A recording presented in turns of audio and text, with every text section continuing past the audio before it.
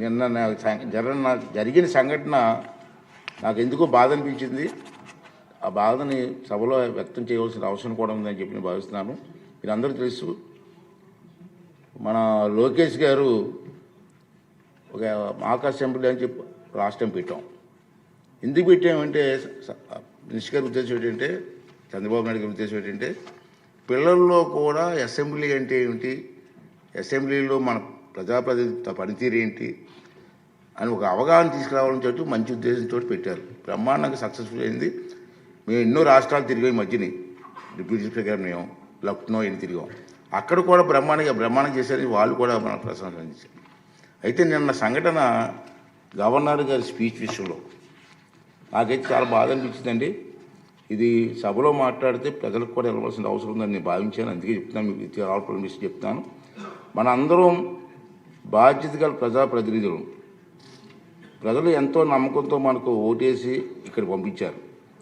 వేలాది మంది పోటీ పెడితే కేవలం 175 మందిమే ఇక్కడ కూర్చునే అరుదైన గౌరవం మనకు దక్కింది. మనం ఏ పని చేస్తున్నా, సభలో ఉన్న సభ వెలుపల ఉన్న ఈ విషయం గుర్తుంచుకోవాలి. సభా గౌరవాన్ని పెంచకపోతే పర్వాలేదు, కానీ దిగజార్చే హక్కు మాత్రం మనకు లేదు అన్న విషయాన్ని ప్రతి ఒక్కరు గుర్తుంచుకోవాల్సినటువంటి అవసరం ఉంది. దురదృష్టవశాత్తు నిన్న మనం ఆహ్వానం మేరకు సభకు వచ్చేసిన గవర్నర్ గారు ప్రసంగిస్తుండగా మనం చూసిన దృశ్యాలు మనకు ఖచ్చితంగా తలవంపులు తెచ్చేవే. చాలా బాధ అనిపించింది. మీకు తెలుసు, ఒక సదుద్దేశం ఏంటంటే, విద్యార్థులకు రాజకీయాలన్నా, చట్టసభలన్నా, ప్రజాప్రతినిధులన్నా సానుకూల అభిప్రాయం కలగాలన్న ఉద్దేశంతో వారిని ఆహ్వానించాను. కానీ మనం చేస్తున్నది ఏమిటి? గవర్నర్ గారి ప్రసంగాన్ని నినాదాలతో అడ్డుకొని కాగితాలు చింపి వెదజల్లని సభ్యుల ప్రవర్తన చూసి ఆ విద్యార్థులు ఏం నేర్చుకుంటారు? ఇది సూటిగా మనం మాట్లాడాల్సిన అవసరం ఉంది. మనం గురించి వారు ఏమనుకుంటారు? ఈ ఆలోచన నన్ను కలచివేసింది. మన అందరం కూడా ఆత్మహత్య చేసుకోవాల్సిన అవసరం ఉంది.